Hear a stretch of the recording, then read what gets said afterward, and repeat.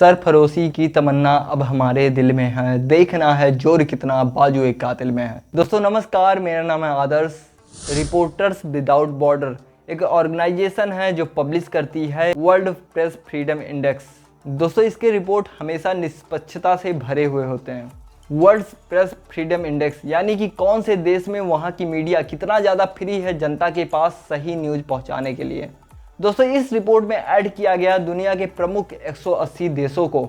अगर हम बात करें दुनिया के सुपर पावर अमेरिका की तो उसको मिला है 44th रैंक। अब ये हाल है सुपर पावर का, तो सोचिए जरा क्या हाल होगा तानाशाही से भरे हुए देशों का।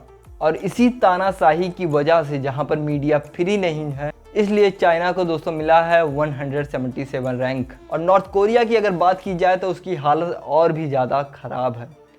नॉर्थ कोरिया को मिला है 179 रैंक, क्योंकि दोस्तों माना जाता है कि इनके राज्य में कोई भी मीडिया वहां पर फ्री तरीके से काम नहीं करती है। अगर हम भारत के पड़ोसी देश पाकिस्तान की बात करें तो उसको मिला है 145 रैंक 180 देशों के लिस्ट में। बांग्लादेश को रखा गया 152 रैंक पर।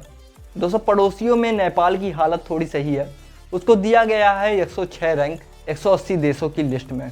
दोस्तों ये तो बात हुई और सबकी, लेकिन हमारे प्यारे इंडिया में क्या हाल है मीडिया का।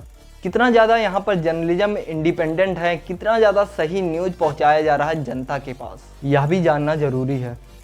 तो दोस्तों आपको बहुत दुख के साथ बताना पड़ रहा है कि भारत को 180 देशों की लिस्ट में 142 रैंक मिला है। ऐसा देश जहाँ पर सत्यमेव जयते एक आधिकारिक शब्द है, वहाँ पर मीडिया का ये हाल पचता नहीं है, देखा नहीं जाता। दोस्तों ये है पिछले 5 सालों का गिरता हुआ आंकड़ा। इसको देखकर आप अपने प्यारे देश के कंडीशन का अंदाज़ा लगा सकते हैं।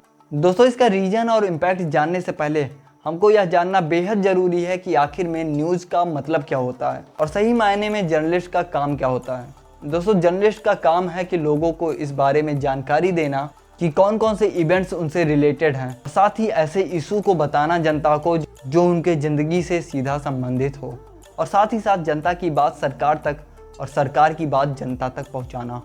और दोस्तों न्यूज़ का मतलब होता है कि वैसे के वैसे फैक्ट्स को जनता तक पहुंचाना। लेकिन दोस्तों आप खुद ही बताइए कि जर्नलिस्ट अपना काम अच्छे से कर रहे हैं या नहीं, और साथ ही न्यूज़ की परिभाषा आज वैसे के वैसे मेंटेन है या नहीं हमारे इंडिया में।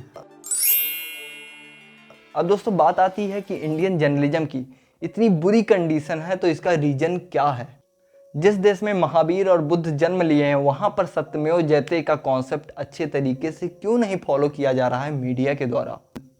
द वायर जो फैक्ट बेस्ड न्यूज़ देने वाली संस्था है, उसकी दोस्तों एक रिपोर्ट करती है कि भारतीय जनता पार्टी के सपोर्टर्स और साथ ही साथ सो कॉल्ड हिंदुत्व की आइडियोलॉजी रखने वाले लोग एक डर का माहौल पैदा कर दिया है आम जनता और साथ ही साथ जर्नलिस्ट के बीच में। जो भी सरकार के ऊपर उंगली उठाता है उसको एंटी नेशनलिस्ट, जिहादी जैसे नाम से नवाजा जाता है। और आज दोस्तों न्यूज़ चैनल्स में भी ये आम बात हो गया है। न्यूज़ एंकर्स किसी को भी स्टूडियो में बैठे बैठे जिहादी और एंटी नेशनलिस्ट बोल देते हैं। यह दोस्तों एक बहुत बड़ा कारण है इंडिया में पत्रकारिता का लेवल इतना डाउन जाने का। दोस्तों आप किसी भी पार्टी या किसी भी सरकार को सपोर्ट कर रहे हो, लेकिन दूसरा कारण सुनना आपके लिए जरूरी है। दूसरा कारण है कि सरकार और प्राइवेट कंपनीज ढेर सारे पैसे देते हैं न्यूज़ चैनल्स को उनके एडवर्टीजमेंट को चलाने के लिए, और इसी पैसों के लालच में आकर आजकल न्यूज़ चैनल क्वेश्चन नहीं उठा पाते हैं सरकार के ऊपर या फिर वो कंपनी जो एडवर्टीजमेंट के लिए पैसा देती है न्यूज़ चैनल्स को। और इसका खामियाजा ये हो रहा है कि भारत में पत्रकारिता का लेवल दिन पर दिन डाउन होता जा रहा है। तीसरा कारण काफ़ी ज़्यादा खतरनाक है कि लगातार एंकर्स और रिपोर्टर्स के ऊपर हो रहे जानलेवा हमले के कारण वो डर जाते हैं और रिपोर्टिंग नहीं कर पाते हैं किसी पॉलिटिकल पार्टी के अगेंस्ट। द वायर की रिपोर्ट के मुताबिक 2014 से लेकर 2019 तक लगभग 200 से अधिक खतरनाक अटैक्स किए गए हैं जर्नलिस्ट के ऊपर, जिसमें दोस्तों कईयों की जान चली गई और कई तो सीरियस हैं। दोस्तों चौथे कारण को हर एक मीडिया चैनल को मानना चाहिए और समझना चाहिए कि इसमें उनकी गलती क्या है, जिस वजह से भारत की रैंकिंग इतनी बुरी होती जा रही है प्रेस के फील्ड में। जैसा कि हमने बताया कि न्यूज़ का काम है कि फैक्ट तरीके से वैसे के वैसे जनता तक बातों को पहुंचाना। साथ ही साथ एंकर्स क्वेश्चन पूछते हैं सरकार से और जनता की बात सरकार तक पहुंचाते हैं। लेकिन आज दोस्तों मीडिया का ये हाल हो गया है कि मीडिया फैक्ट नहीं बल्कि ओपिनियन जनता तक पहुंचाती है। खबरें स्टूडियो में बैठकर बनाए जाते हैं और जनता को उसी हालात में पहुंचाए जाते हैं। अब सोचिए दोस्तों, इतना बुरा हाल होगा हमारे मीडिया का तो इसका इम्पैक्ट क्या पड़ेगा आम जनता पर। और सिर्फ जनता पर ही नहीं बल्कि पूरे भारत में इसका इफेक्ट देखने को मिलेगा, वो भी नेगेटिव तरह से।